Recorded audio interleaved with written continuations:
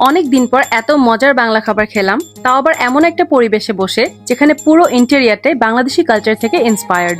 আমাদের দেশের নানা অঞ্চলের ঐতিহ্যকে এখানে যেভাবে ফুটিয়ে তুলেছে সেটা সত্যি ইমপ্রেসিভ। বলছি বনানীর নতুন রেস্টুরেন্ট স্বদেশীর কথা।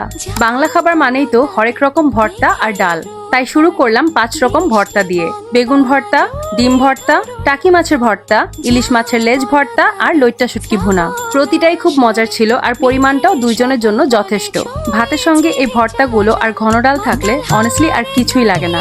ওদের এই ভেটকি পাতুরিটা আমি এখনো ভুলতে পারছি না। সরিষার ঘ্রাণে ভরা পাতায় মোড়ানো নরম মাছ ছোট একটা কুলার মধ্যে খুব সুন্দর করে সার্ভ করা। শুধু এটা খাওয়ার জন্য আমি আবারও যাব। আরও ছিল মচমচে লইট্টা ফ্রাই আর রূপচাঁদা ফ্রাই। খিচুড়ি খেতে চাইলে সঙ্গে গরুর লাল ভুনা অথবা চিকেন ঝাল ফ্রাই নিতে পারেন। 2 পিস করে মাংস থাকে আর ঝোলটা খেতে দারুণ। আর আজকের মতো বৃষ্টির দিনে তো খিচুড়ি বেস্ট অপশন। সো বনানীতে দেশি লাঞ্চ বা ডিনারের প্ল্যান থাকলে স্বদেশী ট্রাই করে দেখতে পারেন। আই এম শিওর ডিসঅ্যাপয়েন্টেড হবেন না।